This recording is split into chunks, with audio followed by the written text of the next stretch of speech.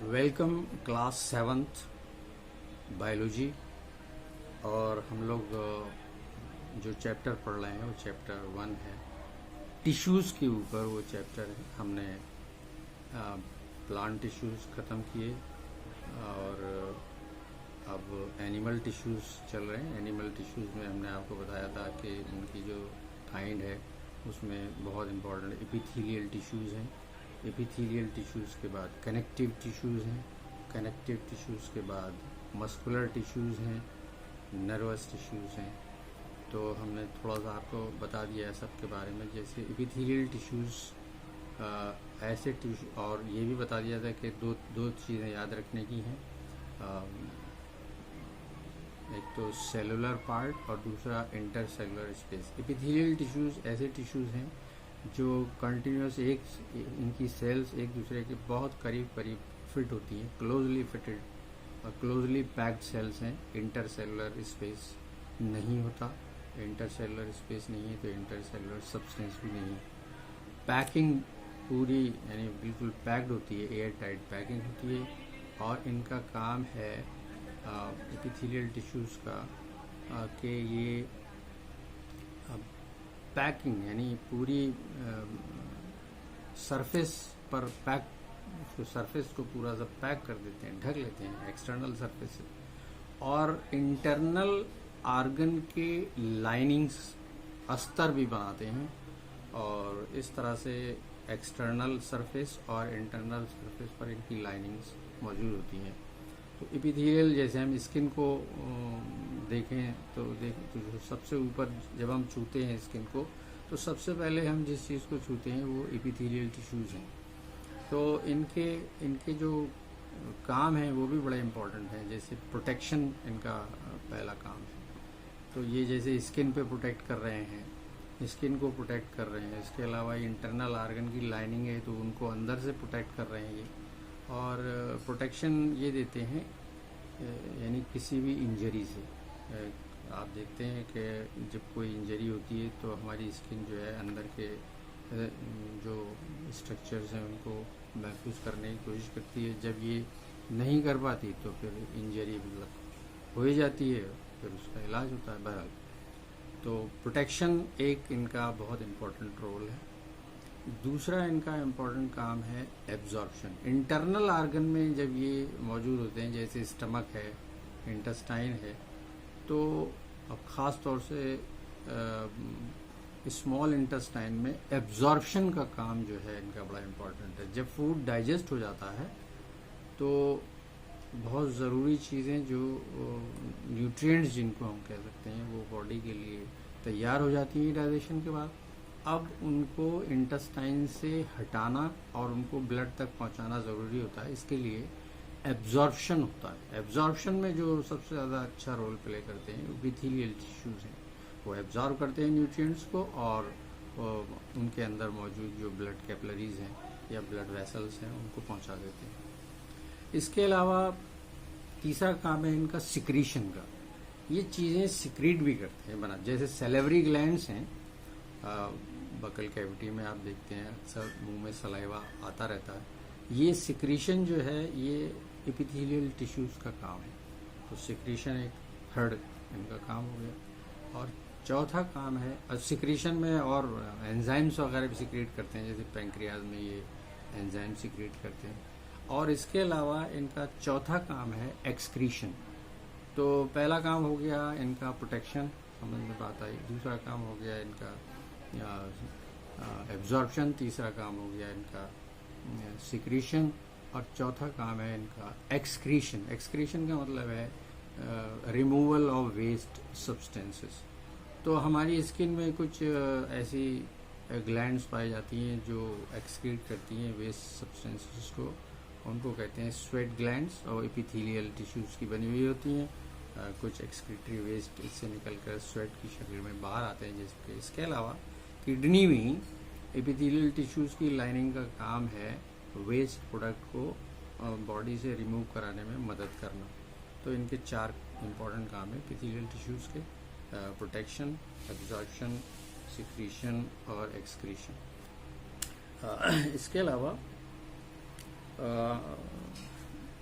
हमने मतलब एक जिक्र किया था, तो उसको एक बार फिर हम कर देते हैं। कनेक्टिव टिश्यूज़ का, कनेक्टिव टिश्यूज़ के बारे में हमने आपको बताया था कि ये दो तरह के बड़े इम्पोर्टेंट हैं, सपोर्टिव और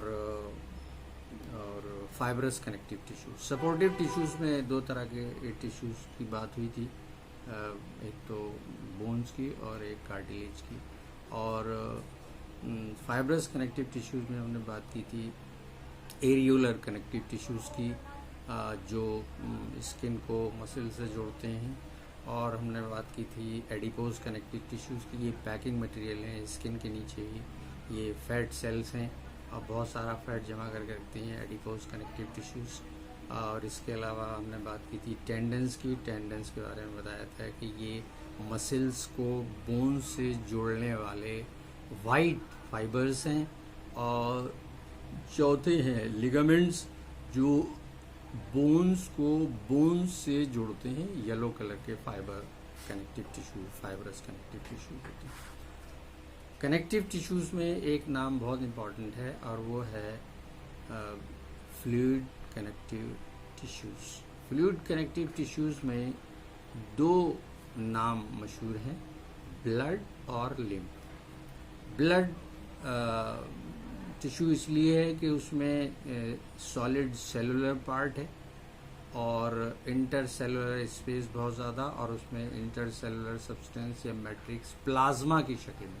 यानी ब्लड का अगर हम जिक्र करें तो उसमें दो इम्पोर्टेंट चीज़ें हैं, प्लाज्मा और सेलुलर कंपोनेंट। सेलुलर कंपोनेंट्स में सेल्स हैं तीन तरह की, रेड ब्लड सेल्स या एरिथ्रोसाइट्स, वाइट ब्लड सेल्स या ल्यूकोसाइट्स, और ब्लड प्लेटलेट्स।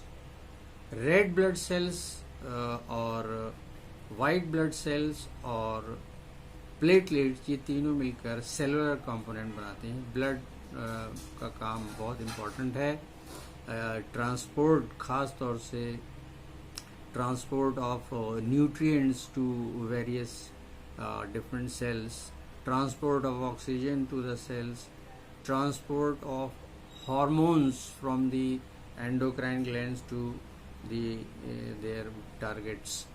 तो इस तरह से हार्मोन्स, ऑक्सीजन, कार्बन डाइऑक्साइड और न्यूट्रिएंट्स का ट्रांसपोर्ट ब्लड के ज़िम्मे है। ब्लड इसको करता है, पूरी बॉडी को कनेक्ट करता है इस सिलसिले में। और इसका दूसरा नाम है लिम्फ। ब्लड और लिम्फ, ये दोनों फ्लूइड कनेक्टिव टिश्यू हैं। लिम्फ में इतना फ़र्क होता है कि लिम्फ में रेड ब्लड सेल्स नहीं होती, ये सेल्स के चारों तरफ मौजूद होता है। जो ट्रांसपोर्ट ब्लड नहीं कर पाता उसको लिम्फ कर देता है। इसमें वाइट ब्लड सेल्स हैं और प्लेटलेट्स भी हैं, तो ये इसमें भी सेलुलर पार्ट है और मैट्रिक्स है, तो ये भी एक टिश्यू। इसके बाद इनके फंक्शंस हैं। तो फंक्शंस में आप देखिए, अगर सब सारे कनेक्टिव टिश्यूज़ को हम एक साथ सोचें तो हमें पता चलेगा इनके काम जो, जैसे हम सबसे पहले फ्लूइड कनेक्टिव टिश्यूज़ को ले लें तो इनका काम है न्यूट्रिएंट्स का और दूसरे एलिमेंट्स का ट्रांसपोर्ट इम्पॉर्टेंट है।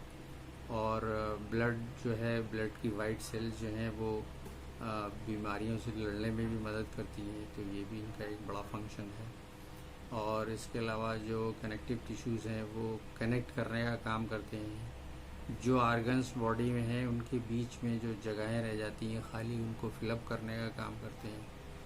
और आप देखिए जो सपोर्टिव टिश्यूज़ हैं जैसे बोन्स हैं और कार्टिलेज हैं, तो बोन्स तो पूरा जो भी बॉडी का स्ट्रक्चर है ख़ास उसको कायम रखने का काम करती हैं, एक ख़ास शेप देती है हर एनिमल को। और कार्टिलेज जो और मूवमेंट में मदद करती हैं, मसल्स के अटैचमेंट के लिए जगह प्रोवाइड करती हैं बोन्स। और लॉन्ग बोन्स ब्लड सेल्स, जैसा हमने भी जिक्र किया था, को बनाने में भी मदद करती है। बोन मैरो ब्लड सेल्स भी मैन्युफैक्चर करते हैं। और उसके अलावा दूसरे कार्टिलेज, उनका काम भी इम्पोर्टेंट है, प्रोटेक्शन का उनका काम है। शॉक एब्जॉर्बर हैं वो, और वो प्रोटेक्ट भी करते हैं ऑर्गन्स को। बोन्स, लॉन्ग बोन्स के एंड्स पर वो मौजूद होते हैं, तो उनको शॉक से महफूज रखते हैं, ये उनका काम है।